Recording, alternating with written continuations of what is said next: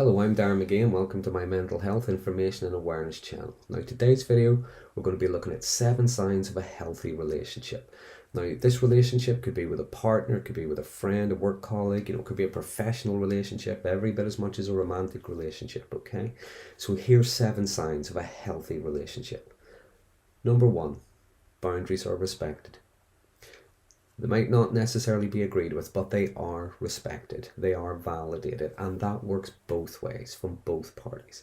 It's not just one person demanding their boundaries are respected, because that's not respect, that's obedience, okay? It has to go both ways. Now, boundaries are just two people recognizing each other's limits, their values, their past, their personal space, their privacy, respecting each other's privacy. It's not about keeping secrets. Because I've often heard, and I'm sure you have too, things like, well, if you've got nothing to hide. Well, that's not necessarily so. When I hear things like that, I often say, well, when you're in the bathroom, do you close the door? Why? What are you doing in there? What have you got to hide? Okay? It's respecting each other's space. Okay? So, that was number 1, respect for each other's boundaries. Number 2, we don't lose ourselves in the relationship. Yes, we can pour a lot into it. Yes, we can pour a lot of ourselves into it. And yes, we can learn, adapt, change, but we don't necessarily lose ourselves in that relationship. We don't keep on compromising, giving in until there's nothing left of our core selves, nothing left of our own identity, our own self-respect. Number 3, we can disagree. We can agree to disagree, and we can argue, but it doesn't have to become a fight. Because let's be honest, we can't be on the same page all the time. Sometimes we're not even in the same book, but we can actively listen to the other person, validate them. Now, when we validate someone, we're not necessarily agreeing.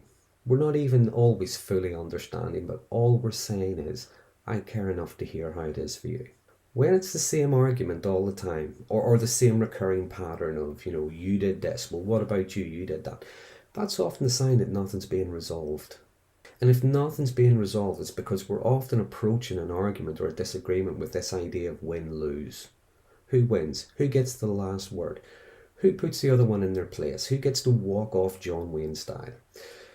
When we approach disagreements and arguments like that, I often think they're doomed to failure.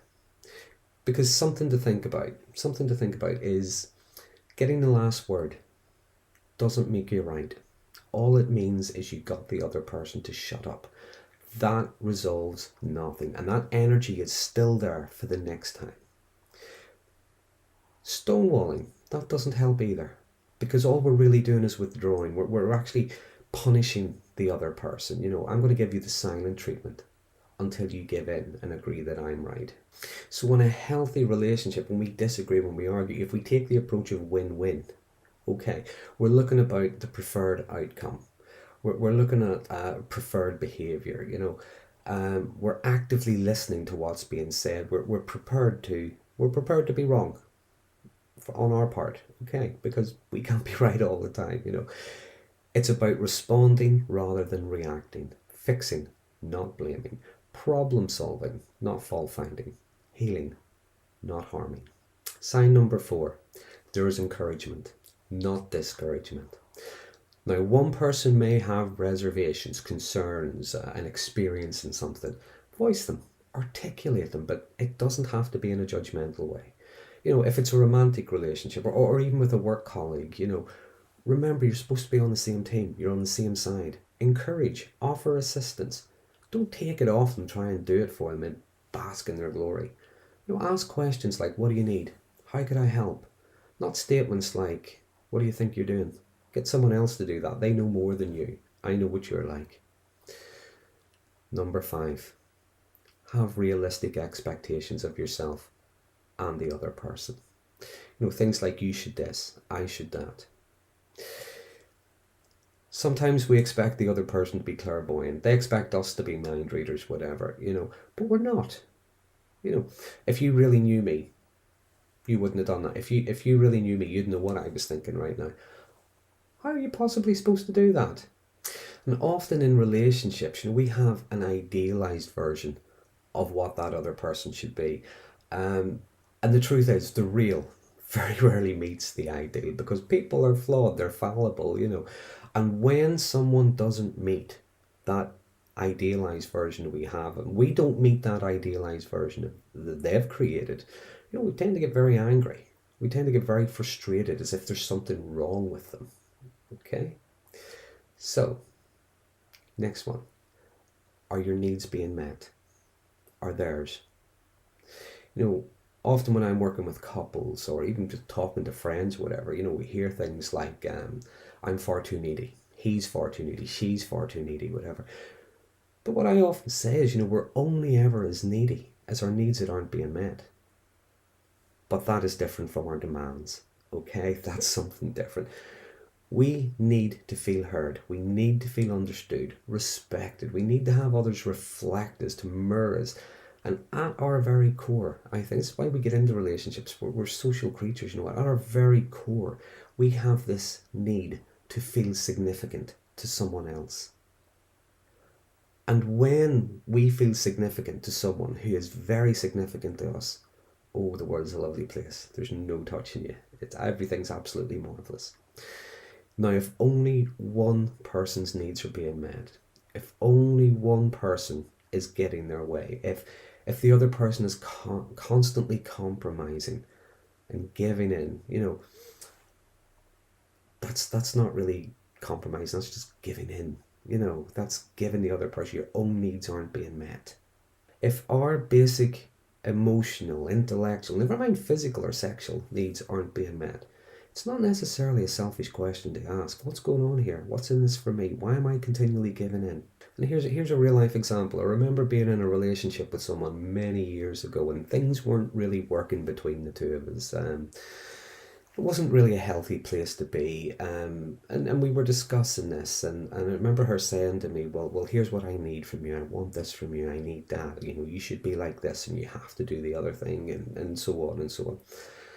I listened and I asked, well, first of all, I thought I was doing that, but maybe I'm not doing it well enough or whatever. So I asked, well, if I do that, what do I get in return? And her response was, nothing.